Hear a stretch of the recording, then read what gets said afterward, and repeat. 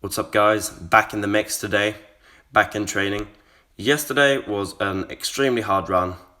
I procrastinated for around 3 hours before the run. I believe I started running at like 2:15 a.m. or something along those lines, maybe 2:14. My entire family was asleep and I felt like a complete loser, but I decided to change that and power through, run hard as fuck, and I had 0 seconds to spare. If I would have ran 1 second slower, I would have failed, but I got the exact slowest allowable time after running my ass off. So I'm not on a roll at all, but I'm back in the groove. I'm at least almost in the groove of hard training and of dedication, and of this being the main focus and not a secondary side thing that I do, a small part of my life, but rather the focus.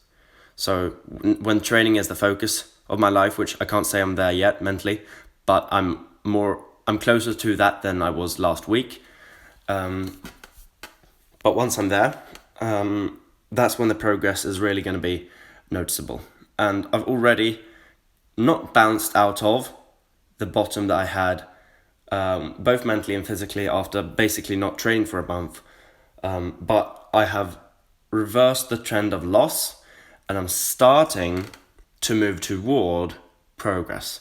Right now, I haven't really made any progress, but by next week or somewhere around there, the progress will be measurable enough to know that it isn't just pure, technique or pure motivation, but it is actually physical progress as well. So I was happy with that overhead press today, 62.5. My record on that lift is 65, and that is without leg drive. Once I did it with leg drive, 65, wait. No. I used to have a weird technique on the overhead press where I would use my legs a bit, like cheat by accident, basically. But today, I really didn't use my legs at all. So really, you can say that my overhead press is not at the best it's ever been at all, but it's closing in on that. And once I can get 65, 3 days in a row, or what will it be? Monday, Wednesday, Friday. Like, once I can get an entire week of getting all of my presses and doing 65 on the overhead press, that's when I know that, all right, I'm making proper progress. And I believe I have 65 scheduled for next week. I'm just going to take a quick check. Yep, 65 is scheduled. And last week, 60 was extremely hard. And it probably is going to be extremely hard come Wednesday and come Friday of this week, when I'm not quite as fresh in the, upper body department. But I'm moving in the right direction with my overhead press. And once that overhead press is 65, I believe that my bench will be like on a safe and stable 95 and above level. I believe that when I benched 100, I was overhead pressing 65. Now, the caveat to that is I weighed 79 as a morning weight. I don't weigh that now. I weigh 77.3, and I'm really working on my body weight and getting it up. I know that I have, you can't really gain any measurable muscle in a week, but I know that I've gained muscle. I feel slightly stronger, and I'm slightly heavier, although most of the weight at this point is water weight. It's pretty soon going to be fat and muscle weight, organ weight, bone weight, because obviously I am a growing teenager, although I do believe that my growth, at least in height, won't continue for much longer. And if it does, it won't be quick. It won't be rapid growth. I believe 1 year I was training a lot and I was growing like almost more. And I gained 15 kilograms in a year. And I can't remember how my lifts moved, but I barely got stronger while gaining 15 kilograms and looking the exact same in pictures. And that was because I had the exact same proportions. I was actually even a bit leaner, but I just gained so much height so that my leverages got worse. And since I didn't gain enough muscle to compensate for my new and larger frame, I barely gained strength that year despite gaining 15 kilograms. And that's probably the most weight I'll ever gain in my life in a year. I don't really see a realistic scenario where I gain 15 kilograms again, unless I do some form of crazy bulking and cutting cycles, in which that could happen. But like, if we're talking about not cutting before, but just straight up gaining 15 kilos in a year and keeping that weight on, I don't really see a scenario as of this moment in which I would ever do that. Especially once we start nearing, some form of, not genetic limit, but some form of a wall where it's more and more difficult to gain strength. At that point, gaining that much weight in a year, the absolute vast majority of it will be fat gain, and that will only help my strength, not help my athleticism, not help my health, not help anything other than my pure strength. And I'm not just a strength guy, or else I would weigh over 100 kilos right by now. I would be absolutely force feeding every single day, eating junk food every single day, watching motivational videos to eat food.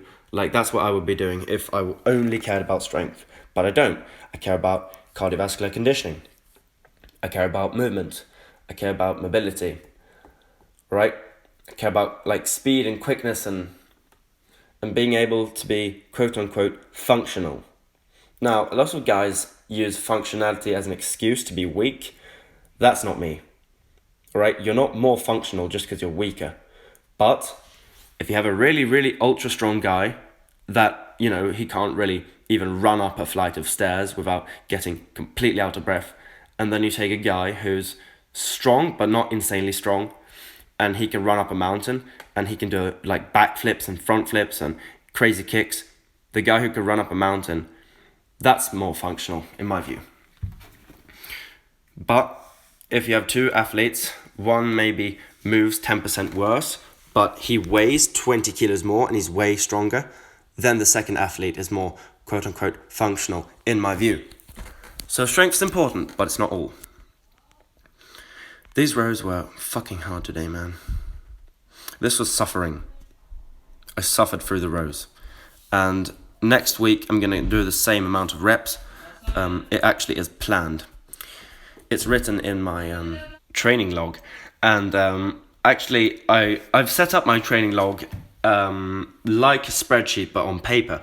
And I can actually follow the different columns and the different like horizontal and vertical columns and figure out what I need to do on a specific week. So for example, now it is week 2 of the training cycle. I can't remember which week it is of the year, but it's week 2 of the training cycle. So I just go in the column for week 2, and then I go in the column for 75 kilo row, and where they cross basically, where they intercept each other, I can see the number 12. So 12 reps on rows, and I know it's 3 sets of 10 because I've done this program before. By the way, guys, the rows were extremely hard today, and I pay a heavy price to have these beautiful lats, as you can see there.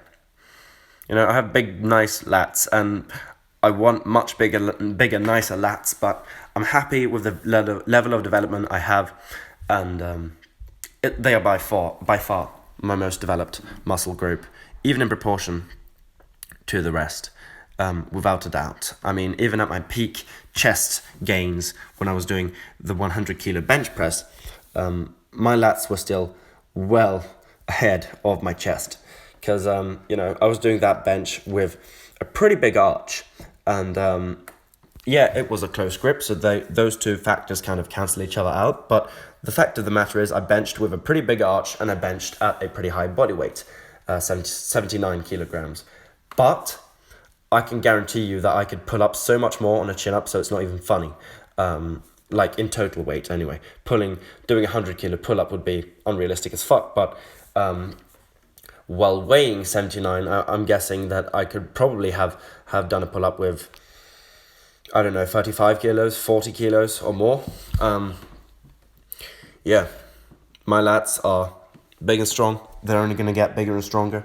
And if there's one muscle group that's going to grow the most during this training cycle, it's probably going to be my chest, closely followed by my lats. So you guys are going to see that firsthand. And I need to get the fuck out of here. By the way, guys, for those of you that are still listening, you're in for a treat later on today. I can't tell you what the treat is, but you'll see.